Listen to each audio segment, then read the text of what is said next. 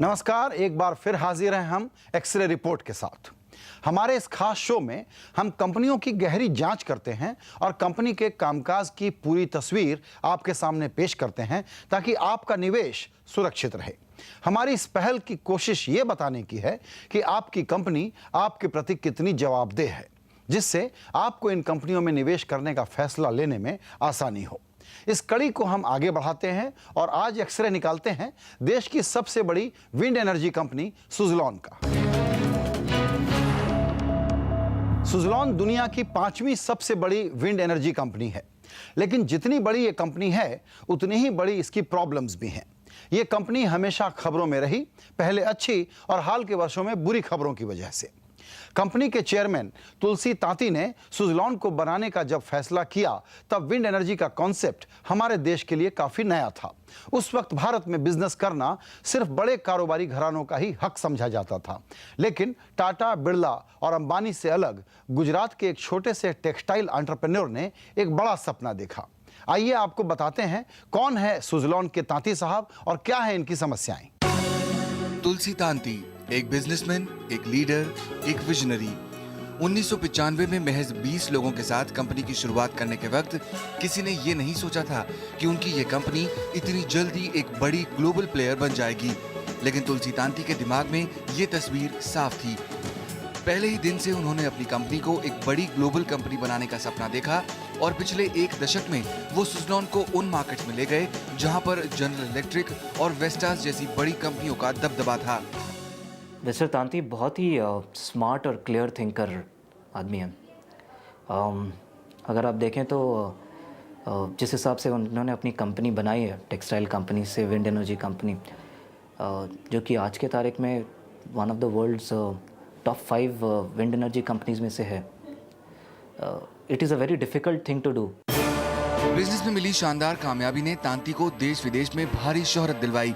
Forbes ने उन्हें the wind man कहा तो टाइम मैगजीन ने hero of the environment, economist ने उन्हें best renewable man of the decade के खिताब से नवाजा, तो यूनाइटेड नेशंस ने चैंपियन ऑफ द अर्थ के खिताब से। बहुत लोग ऐसे थे जो तांती में भारी संभावनाएं देखते थे, लेकिन लगता है कि बाद में बिजनेस सेंस और बड़ा बनने के एम्बिशन के बीच तांती बैलेंस नहीं बना पाए।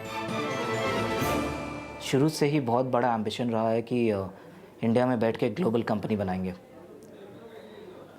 कहीं तो ऐसा हुआ कि वो एम्बिशन थोड़ा कुछ ज़्यादा ही हो गया था कंपनी को लेके, और इसीलिए कंपनी को दिक्कतें फेस करनी पड़ी। सुज़लॉन को ग्लोबल कंपनी बनाने के अपने लक्ष्य को पूरा करने के लिए तांती ने कई बड़े एक्विजिशन किए और इसके लिए काफी मोटा कर्ज भी उठाया। कंपनी के साइज को देखते हुए 2007 की तेजी में ये लोन बहुत बड़े नहीं दिखते थे, लेकिन बाजार की तेजी बहुत दिन नहीं चली। उन दिनों में कंपनी का मार्केट कैप हुआ करते थे लगभग 60,000 करोड़ की। सो कंपनी सोचे थे कि 60,000 करोड़ की कंपनी है तो 10,000 करोड़ की कंपनी एक्विजिशन करना कोई बड़ी बात नहीं है। बट पॉइंट यह है कि वो शेयर प्राइस नीचे आते आते लगभग वो मार्केट कैप कंपनी का बन गया केवल 4,000 करोड़। बट लेकिन इस चक्कर में कोई जो लोन लिया गया वो लगभग 12,000 करोड़ की, वो तो लोन वैसे रह गया। सो आज के दिन में कंपनी के जो लोन है वो मार्केट कैप से 3 गुना है। सुज़लॉन को दूसरे फ्रंट पर मुश्किलों का सामना करना पड़ा। 2008 में कंपनी के विंडमिल्स के ब्लेड्स में क्रैक्स की खबरें आईं। इसके बाद एक बड़े कस्टमर ने सुज़लॉन को दिया अपना ऑर्डर कैंसिल कर दिया। इस क्राइसिस से निकलने में सुज़लॉन को 1 साल से ज्यादा का वक्त लग गया।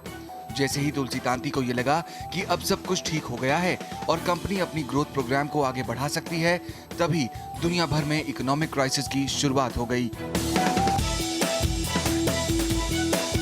अमेरिकी इकोनॉमी में भारी मंदी आई और सुज़लॉन की मुश्किलें बढ़नी शुरू हो गईं। जब मार्केट्स ख़राब हो गए, जब इकोनॉमिक डाउनटर्न हुआ, तो कोई भी नए ऑर्डर्स उनको मिले नहीं। तो जैसा तांती भाई कह रहे थे कि 6 महीना तो उनको लग गया ये समझने के लिए कि बाकी मार्केट में ऑर्डर्स आएंगे कि नहीं आएंगे। उसके बाद उनको लगा कि अभी यूरोप और यूएस से कोई भी ऑर्डर नहीं आ सकता। हालांकि तुलसी तांती ने हिम्मत नहीं हारी।